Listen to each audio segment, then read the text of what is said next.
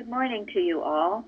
This morning is Sunday, December 11th, 2016, and we welcome you all to our roundtable discussion from the Plainfield Independent Church, Christian Science Independent Church. Our subject this morning is God, the Preserver of Man. The golden text is Psalms. O love the Lord, all ye his saints, for the Lord preserveth the faithful, and plentifully rewardeth the proud doer. Before we get into the lesson, I wanted to give a particular thank you to Jim and also to Carol for the newsletter. They do it faithfully, gathering things together, and I appreciate it very much. And to those of you who contribute in all different ways to this church, it is a church of the people, for the people, and by the people. It's only as good as each one of you. And I found this in miscellaneous writings and letters where she is referring to, at that time, the Christian Science Journal. And she says, methinks, were they to contemplate the universal charge wherewith divine love has entrusted us in behalf of a suffering race, they would contribute oftener to the pages of this swift vehicle of scientific thought, for it reaches a vast number of earnest readers and seekers after truth. Now, that's a beautiful statement from Mrs. Eddy, and that's true about all that we do. The forum, these classes, our watches, everything that we do, it's reaching thousands of people. We get reports monthly from Jeremy, and so it's very important work. Florence, did you want to say anything in regard to the forum about this? Oh yeah, it's again, I think from the Bible lesson and the Bible study, a lot goes on the forum, which is so practical. I just love it. Sometimes it's just very short, but it really, someone wakes up and looks at it, it makes their day, So, and I hear people say this, so I'm so grateful also for everyone who takes the time. I'm sure it's not easy to take the time to go there and write something that you are inspired from, reading the Bible lesson. But if you do so, whatever time it is that you do, just know that you're blessing someone. And I'm just so grateful. And so grateful also for Wendy taking the time to do the editing that she does and Jeffrey for finishing it up now. So very grateful for everyone's effort. For the most part, every one of you is doing something, and I'm so very grateful for that. I send you all my love and heartfelt gratitude, as do we all. It means very much for the prosperous success of our cause, to get it out to all people everywhere. So anything else, Florence? Yeah, I don't want to forget the proofing that's going on with the Science and Health, and I'm sure the other readings too. I don't know, but Science and Health is being proofed diligently. I just can't say enough, because I know what it takes to just sit there and listen to it all, and then be able to catch all the little errors that try to come in. And so grateful for Dale for her diligence and patience and in doing all that too. Thank you. A lot of this work is painstaking, and most of you do it very quietly, in secret. You don't even know that you're doing it, or many people don't. So we just thank you all. Okay, the lesson. We'll just go briefly into a few things in the Bible, and then go to Science and Health. Preserveth. I mentioned this in my testimony, but think about what that word means. To keep safe from injury or destruction, to defend from evil, to uphold, to sustain, to save from decay, to keep in a sound state, to keep or defend from corruption. All of those things God is doing for us. And as we spoke last week of the angel messages that surround us always, but are we aware of it? And I thought it was interesting in the lesson because it speaks about that. In fact, it's the first citation in Science and Health. Will, you want to read that? A higher and more practical Christianity, demonstrating justice and meeting the needs of mortals in sickness and in health, stands at the door of this age, knocking for admission. Will you open or close the door upon this angel visitant, who cometh in the quiet of meekness, as he came of old through the patriarch and noonday? That's enough. Thank you. Thank you, Lil. So, he's knocking for admission right now at your door. What keeps the door closed? We do it. Not wanting to change or just want to do our own thing. Not wanting to change, wanting to do your own thing. Anything else? So you're not aware of these angels, the angels of his presence? Not listening to the still small voice. Yes? Personal sense, I've done this before, I know how to do it. Mm-hmm. Maybe pride, nobody can tell me what to do. Right? Just doubting yourself. So when you hear that still small voice, you think, oh, that can't be right. Yes. And, I read, too, in miscellaneous writings, Mrs. Eddy saying it's the materiality of her students. And, this season now is ramped up. And if you get into it, you will lose, they say, that little thing, the reason for the season, right? So keep yourself in a quiet place mentally, listening to those angel voices. You will have the best Christmas season you've ever had if you do that. And of course, as Florence's article on Holy Days in the Liberator, this isn't something, confined to this season. Every day should be a holy day. Every day you keep yourself quiet. As Eddie says, I love to observe Christmas in quietude. And she lists several other things. So remember this and keep yourself quiet and in a prayerful state, listening to those angel messages. Okay. Anything else in the Bible section? Oh, I know. Jeremy, can you tell me what you wrote about? God has spoken twice, or once, twice have I heard this, power belongeth unto God. Prepared. It occurred to me yesterday during the Bible study that he doesn't need to speak more than once, so it's after that, but often I don't get it the first time. Sometimes it takes a while. And I know there was something recently where all of a sudden I heard what my practitioner said, like 2 years later or something. Like the voice just came at that moment. I was like, wow, she was really patient for me to get this. So I just find that very, very fascinating. And I was grateful to have a little more insight into what that meant. Thank you, because I certainly have experienced that. This is why we sometimes repeat ourselves, right, Florence? Absolutely. Because it took me some time for certain things, probably 4 years. So take comfort, Jeremy. And it'll be amazing to me, too, because I'll feel like we've gone over things over and over and over, and then I'll get this question like, to me, it's like, hello?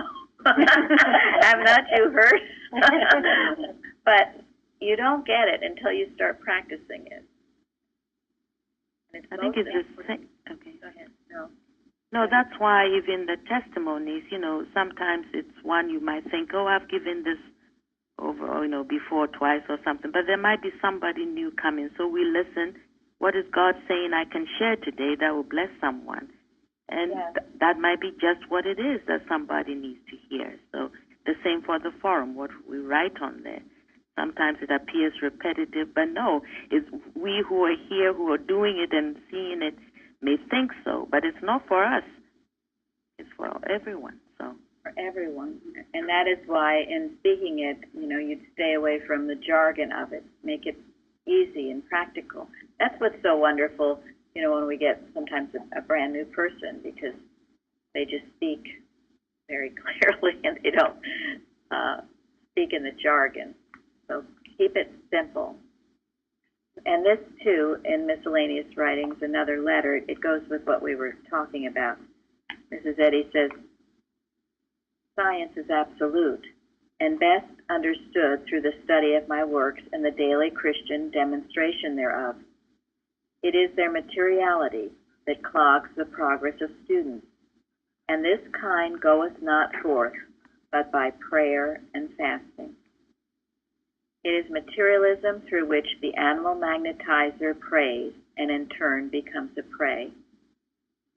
Spirituality is the basis of all true thought and volition. And then, assembling themselves together and listening to each other, amicably or contentiously, is no aid to students in acquiring solid Christian science. Experience and, above all, obedience are the aids and tests of growth and understanding in this direction.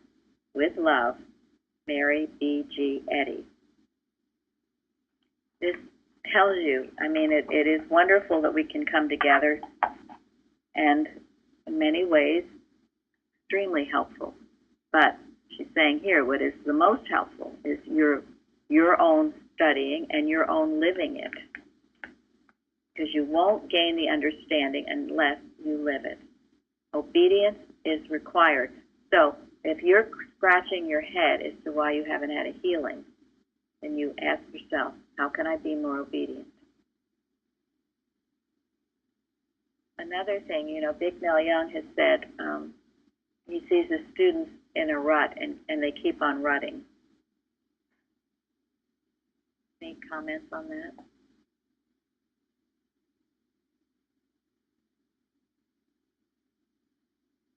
Yes. Many times students think if they have been class instructed and they've done what their teachers have taught them to do, then they're a better Christian scientist, or if they're second, third, or fourth generation Christian scientists, and you run into a rut because you're not able to go forward. You're so full of yourself that you don't see the Christian science anymore. Thank you. That's right. Absolutely true.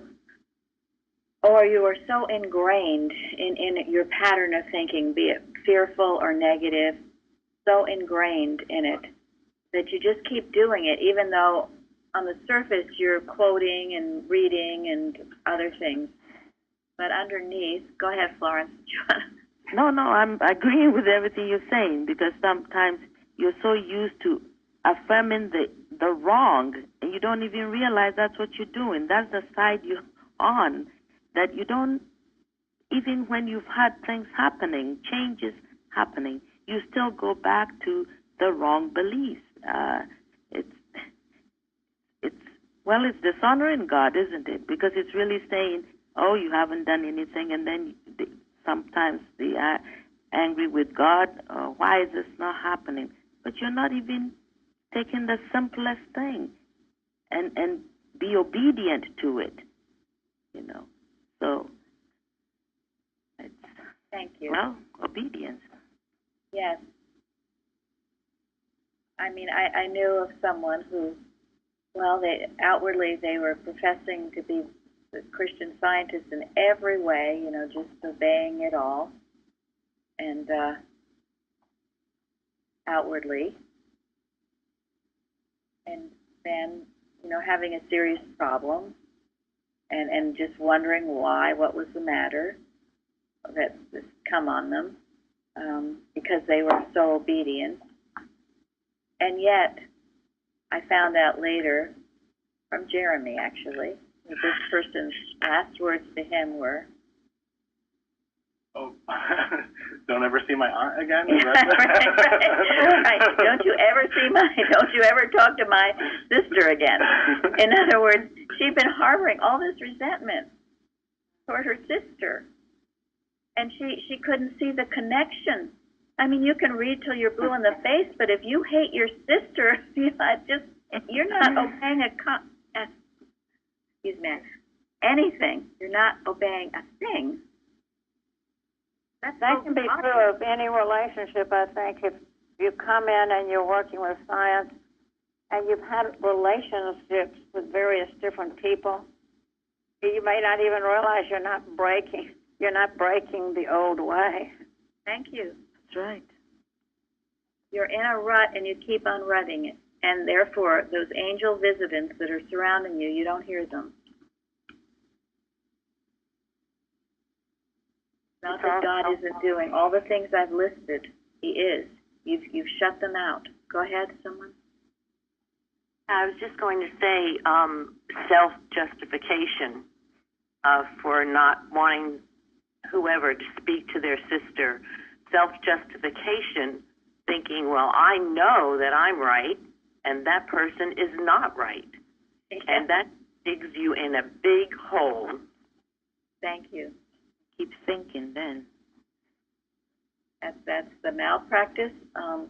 And again, it's a rut that you're rutting, and even though you're professing to read the textbook and know so much about science, you're not living it. There's this disconnect. And it has to, you've got to, this is what Mrs. Eddy means by unwinding your snarls. I think of it as a rake where you're raking up. And that's why it's so important daily that you, before you go to bed, are you resenting anyone? Are you upset? Are you harboring something? And let it go. That doesn't mean you don't address error and you don't call a spade, as we say, but not in a hateful, resentful way. One of the most important directives to me that was very important to keeping thought pure is not to judge, criticize, or condemn anybody else for anything they do. That's right. That's the Sermon on the Mount. Mrs. Eddy says that's when he saw progress in her daily treatment. At the end, she says that. Yes, when you stop criticizing. That's a big one. When someone can do that, they are really starting to grow in science. We condemn error, for sure. Never stop condemning error. But when you can stop personalizing it, stop attaching it to people, either yourself or someone else,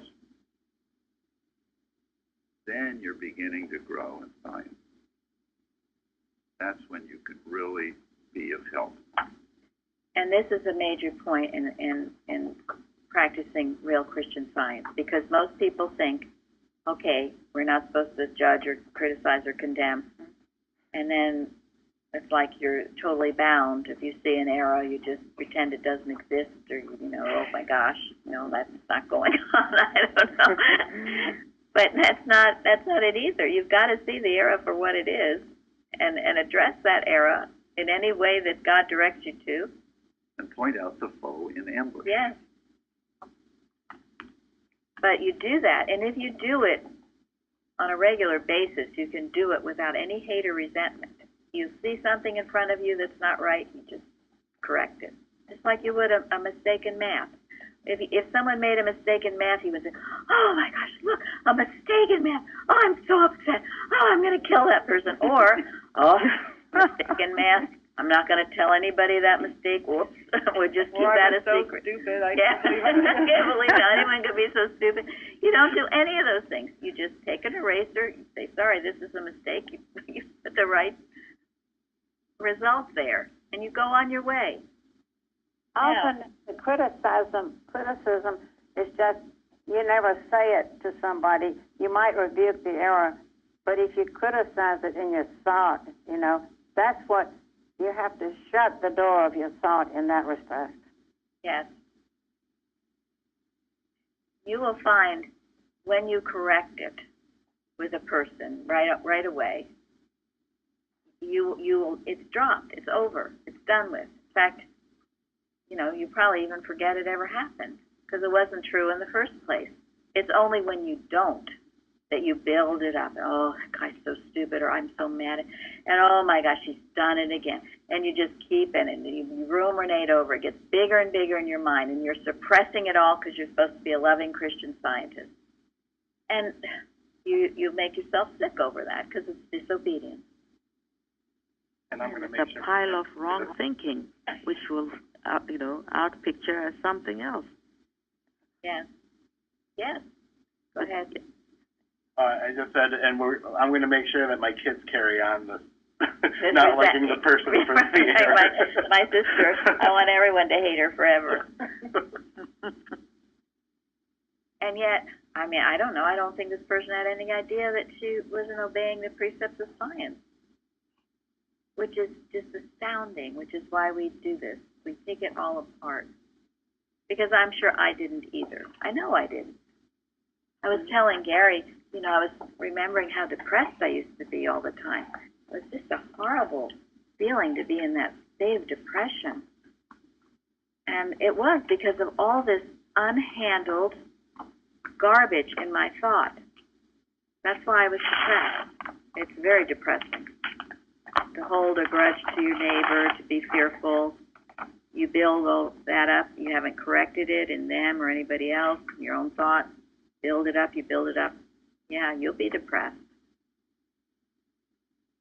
So the more you keep it, the more you see it. You say, oh, see it. It's so, anyway. Yeah. I wrote down a statement from God's Nearness by Mrs. Eddy that meant a lot to me. It says, all the past there is to us is our present consciousness of it. Thank you.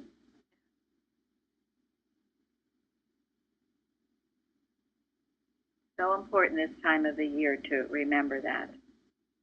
And your only history is in your spiritual, your growth.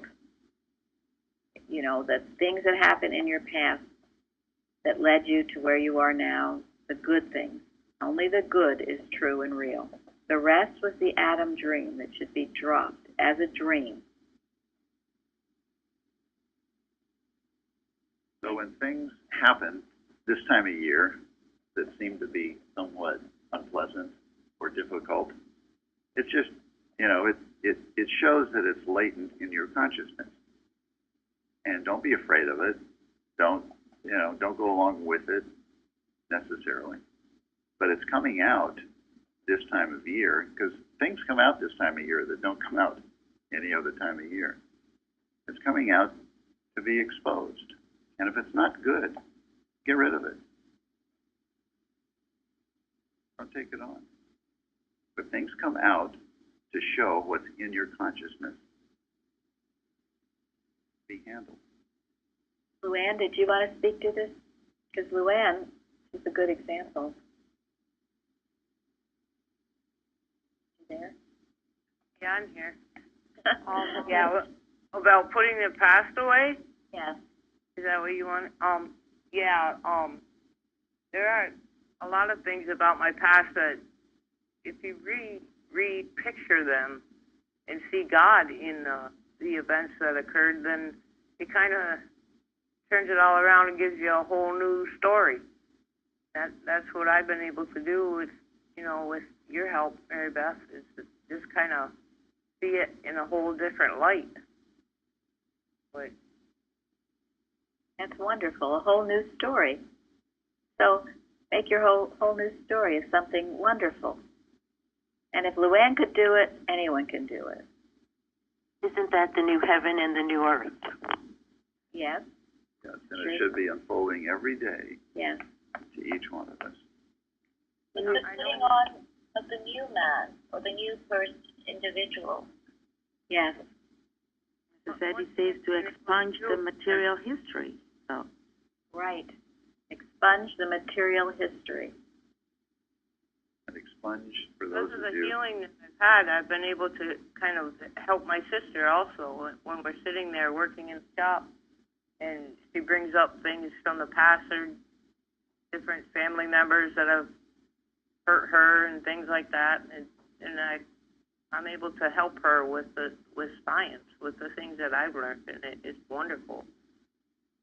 And you see, thank you, Luann. That's when you can help others. When you have overcome it yourself, then you can help others overcome it. If you haven't overcome it yourself, how could you help others? So remember, only the good is true, and that good is ever present, and it's with you now. And all the good in your past, I mean, in my own experience, I see all the good that Mrs. Evans expressed was God, and that is still with me. All the good my mother expressed, or father, or brothers, whoever, was God. It's still with me, whether they're here on earth or not. And that is what it means to be faithful. And that is what God preserves. God preserves the faithful. He preserves that which holds steadfastly to the enduring and the good and the true, and drops the garbage, the mortal dream. And it's hard work sometimes, because it's a disciplining of thought. The other thing is that we're talking about other people and not condemning, but sometimes we have to work on not condemning ourselves and getting past things that we have done, letting go of that. Yeah, and that's what we have to do first. Because if we don't see ourselves right, we really can't be of much help to anyone else. And how do you do that? How do you stop condemning yourself?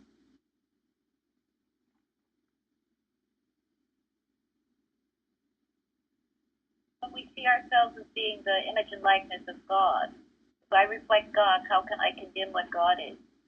Yes. God has put me here for a purpose. Yes. And if I can't, if I condemn that purpose, boy, I'm condemning God. How did Saul stop condemning himself when he had every reason to? He went around killing Christians. How did he stop? Went to work. He went to work. He changed directions. If you are tormented by condemnation on your past, you get on your knees and you ask God's forgiveness, and if you need to ask anybody else's forgiveness, you do that too. And then you determine that you will never be that way again. And then you live your life up to that. You change, as Zari said, the new man. You put on that new man for the old one. And then you accept that change, and you know God has forgiven you. And so you forgive yourself, and you go forward, as Jeremy said, and you work for him. So what you said at the beginning about letting go the past as being Adam dream. Speak up, they can't hear you. Yeah, another key part of it. Knowing that it's not true about me or about anybody, and wake up from it. And stay focused on what is true. Only what is true. It's not God. Well, and that's right. You drop that past and know it wasn't the truth about you. But if you say that, and then the next day you go out and kill another Christian, you haven't gotten the point. And I use that as an extreme example, but I've seen it. And you know, there's a religion that you have all these confessions all the time. You keep confessing, but then you end up committing the offense again. The only way you can stop feeling condemned is to stop the action that you felt condemned you in the first place. A guilty conscience is something you cannot. If you're doing something wrong, you should, unless you're a moral idiot, have a guilty conscience for it until you stop. Okay, that's how it works. That's the rules and laws of the universe, and that's a good thing. But if you're still tormented after you've stopped the behavior, then what is that? Condemnation. That is self-condemnation, and that is what? It's selfish. You're right. It's a sin. again, you're disobeying God. If you continue with it, you are inviting the devil into your home and, just like beating yourself with a whip. Even after you've done everything you can to make everything right and you're still condemning yourself, then you've got to rise in rebellion against that tormentor. And you've got to shut, my favorite words, shut it, shut it up. Okay? That's the only way. Otherwise, you will be tormented. The devil would like to say, oh, you've changed, and yeah, you're sorry, but you did that long ago, and you will never live it down. You are just a piece of you-know-what, and I'm just going to torment you forever. Well, goodness me, that's the big bully talking to you, and there's only one way to do it, and that is to shut it up and mean it. Otherwise, you are sinning. Then you're doing all the things we talked about. You're condemning what God has not condemned. You're also totally silencing your testimony and your witness for God, because when you're going around, oh, what I did 20 years ago, I just can't get over it. Did something and it's just terrible. How can you testify for Him? How can you be a joy? How can you be a light? How can you radiate? You can't. And that's the devil that needs to be put down. And if you don't do it, then at that point, you're responsible. God's forgiven you, so is everybody else. And if they haven't, that's their problem. You're also saying you are self apart from God. So special, huh? Yes, you are. It's ego. Go ahead, Zari. Not only is it ego, it's handling that emotionalism, because too often what keeps us from getting a healing is that we hold on to past stories instead of just letting them go radically. Right is radical. Thank you very much. It sure is. And so, again, if you're scratching your head as to why you don't have had a healing, well, think on these things. And because you can have a healing. There's no reason why you can't. It is a matter of waking up, as this lesson so well says. If sickness is real, it belongs to immortality. If true, it is a part of truth. Would you attempt with drugs or without to destroy a quality or condition of truth? But if sickness and sin are illusions, so awakening from this mortal dream or illusion will bring us into health, holiness, and immortality. This awakening is the forever coming of Christ, the advanced appearing of truth, which casts out error and heals the sick. This is a salvation which comes through God. The divine principle love is demonstrated by Jesus. This is our Christmas. It's a forever awakening out of this bad dream. And ultimately, you can know whatever terrible thing you thought you did in the past was a bad dream, and that in truth, you never hurt anybody, because it would be impossible. God has given you and all people the only power that exists, and that power does not hurt or harm. And if it seemed to, it was a bad dream. And in truth, it never touched you or anybody else. The only way to handle this, and it is not poppycock or pie in the sky, because it's provable. I've proven it, you can prove it. So have many others. And Christmas is the celebration of our forever coming of the Christ. And that's all that Christmas is. It's not about presents. It's not about family gatherings. It's not about eating too much food. It's all about celebrating the forever coming of the Christ in your consciousness. And when you take that to your Christmas party, you will bring something very special to everybody else that's there. The only reason you exist is to express the Christ. The only reason you exist, because you exist because God is your life. That's why God made you. Yeah. That's interesting you say that, because if you're coming to a Christmas dinner or Christmas, you see a lot of people comes with gifts. Sometimes the idea is who comes with the biggest gift or something, biggest, what do you call it, present, things like that.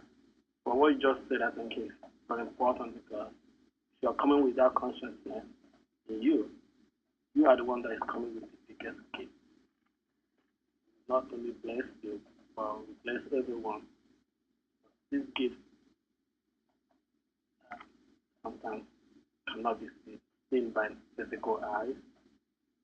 Sometimes it cannot be appreciated by physical eyes, physical senses, but it's actually a great effect. That takes me back to what Luann said, I think, a couple of weeks ago during Thanksgiving dinner, I believe. Her sister, who has never said anything about God, who wasn't that very close to God, but she said for the first time she came to Thanksgiving dinner and she was a different person. And then because Luann was there and she was there with this consciousness of God, it changed her and changed her sister and changed everyone who was present. Isn't that wonderful? Think of what you can do to help change your world. Thank you. You bring the Christ with you wherever you go. And if you are depressed or sick, then you ask yourself, how much of the Christ am I expressing? And with that Christ is power and strength. It does rebuke error. It doesn't just go along with the trends and the modes of the human mind. It has to, because you can't breathe an immoral atmosphere unless what? You have to purify it. Yep. Got to purify it and heal it. So you have to. That's another demand. That's another way you can shut the angels out if you don't obey that. You have to do that. That's It's all part of being faithful. It is. Laws and rules and principles of the universe. You cannot let error go on unrebuked. Again, it's not person. It is an error that's trying to take the person over or take the situation over, and it's got to be dealt with. In whatever way God directs. If you have to get up on the table and scream, okay. If you got to just quietly kick someone under the table, okay. That's what I do to Gary all the time. And it works. Whatever way God, if it's just a quiet word or whatever, God will direct it. But never underestimate the power of your Christ consciousness, where you are. When you take your Christ consciousness into a group of people, there is a power there. I mean, it's not you, but people will feel it. And, yeah, people will feel it. And even if you don't say anything, it will be a rebuke to error. Trust me. I've been to plenty of Christmases where if somebody walked in with that peacefulness and true love, that would have been like a bomb going off. So yeah, so certainly different. And this is what you preserve in yourself, and this is why you need to be quiet. And because you get onto the track of everything going a mile a minute and getting involved, you'll lose it. And you won't bring the Christ anywhere. You're going to just be a harried, stressed out mortal. Alexia and I were talking about the rampant commercialism that we saw around us during this season, and the thought came to me, the statement, which was, it's not about the profit, P-R-O-F-I-T, it's about the prophet, P-R-O-P-H-E-T. Wow. Good one. Mm-hmm. Yeah. Mm-hmm. And suddenly, you just have to have all this stuff that you never even thought about. Oh, goodness. And the more stuff you get, the more unhappy you become. Simplicity. Have to figure out how to get rid of it. I know. Yeah. Figure out how to get rid of it. Clutter. Who to give it to. Mm-hmm. Sometimes it costs more to give, Yes. Yeah, you can't re-gift everything. No, and it's not a bad thing to have a empty closet or a cabinet or a shelf or whatever. It's not a bad thing. You don't have to cram everything up with stuff. Keep it simple. simplicity is beautiful. Another thing I mentioned, and it's important to remember this with Preserver, we talk about God protecting us. And that's true, but that's not an absolute statement. Why not?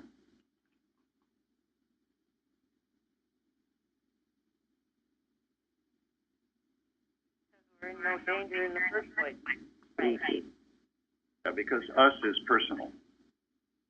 God protects that which is true and perfect, because that is all that is real. Well, and it's the idea. But if I'm disobeying Right. the laws of the universe, if I'm going off and disobeying God, I'm being untrue, unloving, unprincipled. God doesn't protect that. Now, how can you feel, what is this, that it is something if living in disobedience to God? Security if living in disobedience to God. But the ultimate point that I was getting at, which Luann answered, was ultimately there's nothing to protect you from. Why? That's only God is. Yes. Period. All is infinite mind and its infinite manifestation. So if you feel like,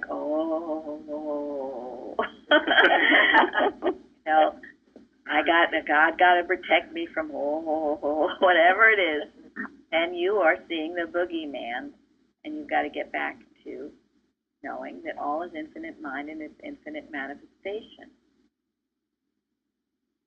There's ultimately nothing you need protection from. I mean, what Gary said is absolutely right. You won't be protected if you're in disobedience to God. That's the relative we're talking about.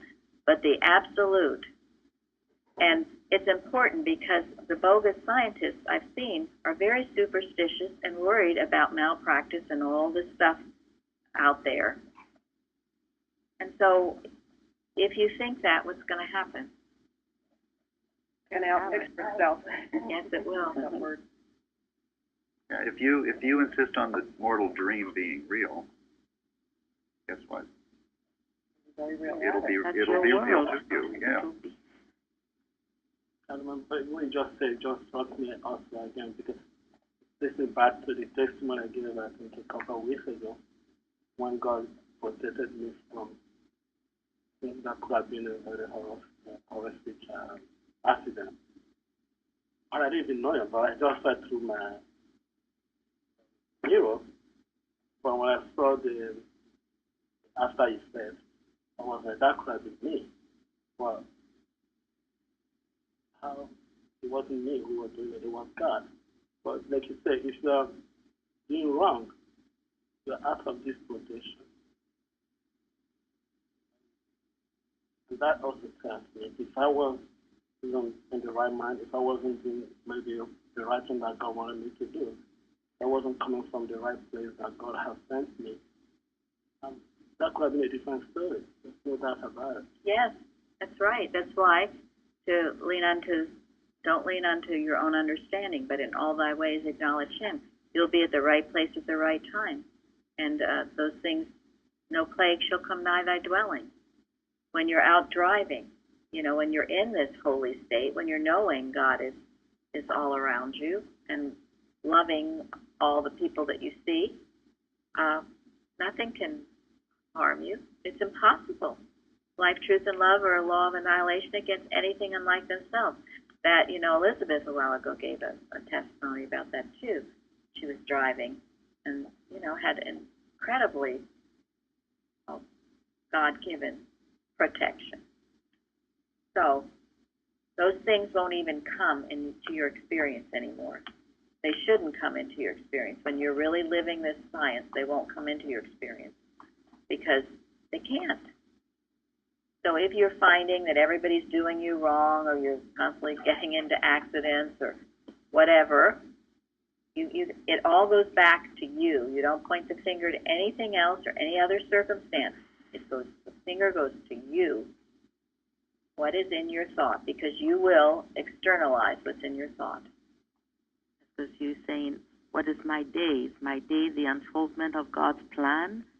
Or is it my own, I got to do this, I have to go here, which is what I used to do. Absolutely, thank you. And was it Janet talking about the adamant, the self-will? You know, that's the adamant, self-justification, self-will. That's the adamant of error. Those are the blocks that the Christ can't come through. You get the bit in your teeth. You've got to do something, whether you're directed by God or not. And if you are working in the truth at all, you'll get where you know you're being disobedient to Him or not. You won't feel really right about what you're about to do, but you do it anyway because you want to for some reason. Then you learn sometimes a bitter experience. Mrs. Eddy says that too. You have to, repeat your mistakes. Retrace your steps. Yeah, and in tears sometimes. One thing before you know better, but when you do know better, then it's something else. Okay, Gary, I want you to read this book here. Those ones I have marked. Citation 5. The cause of all so-called disease is mental, a mortal fear, a mistaken belief or conviction of the necessity and power of ill health. Also, a fear that mind is helpless to defend the life of man and incompetent to control it. Without this ignorant human belief, any circumstance is of itself powerless to produce suffering. Disease has no intelligence. Unwittingly, you sentence yourself to suffer. The understanding of this will enable you to commute this self-sentence and meet every circumstance with truth. Disease is less than mind, and mind, with a capital M, can't control it. That is powerful. Think about that. Disease has no power. If you are suffering from any disease, it has no intelligence. You have given it intelligence. You have given it some sort of power. It's your belief in it. And it gets handed down from generation to generation, unfortunately. That's why we have to know our inheritance is only from God good. And the buck stops here. Maybe my mother didn't know better, but I'm going to know better. It has no intelligence. It really shook me up when I read that Mrs. Eddy said you're cherishing something in thought. I go back to that, and that really helps me because I go, what? How, goodness me. Yes. And it doesn't help when everywhere you go, it's drilled into you, all the commercials and billboards and everything, and people talking in huge hospitals. Drug advertisement. Yes. So it's very important that we are alert and awake to this and not to cherish it or give it any power because it has no power of its own. I wanted to end today with Jacob in Costa Rica had written on the forum. He sent something wonderful from Martha Wilcox, her address from 1941. And I think I liked it because it would wrap up a lot of what we talked about yesterday in our Bible study. I want to make sure we keep it on a metaphysical basis, that it is seeing God in everything. Read it. Okay. And he quotes Martha Wilcox. Day by day, we should know that nothing unlike good is taking place. When we read or cognize that our liberty is being threatened by the dominating powers of autocracy, we can even take care of that as we establish our thought on the side of principle, the law that governs and cares for the universe. In every Christian Science treatment, the only adequate denial is the absolute nothingness of any phase of evil. The desire to wipe a certain nation, a race, a religion off the map, or to feel great disapproval of any person or group of people is not the correct attitude for any Christian scientist to take. To make any error, however great, a personal error, is not the way to prove its nothingness. Our work as Christian scientists is to prove the powerlessness and nothingness of erroneous thought, wherever it is seen or whatever its form, through our own correct mental position of God's allness. I paraphrase this from her writing. The allness and omnipotence of God is the wholeness and substance of every human being. There is neither Jew nor Greek. There is neither bond nor free, for we are all one in Christ. There is only one substance. Thank you, and amen to that. So, okay, we'll go forward and have a powerful service. Thank you all for joining us today. Thank you. Thank you so much.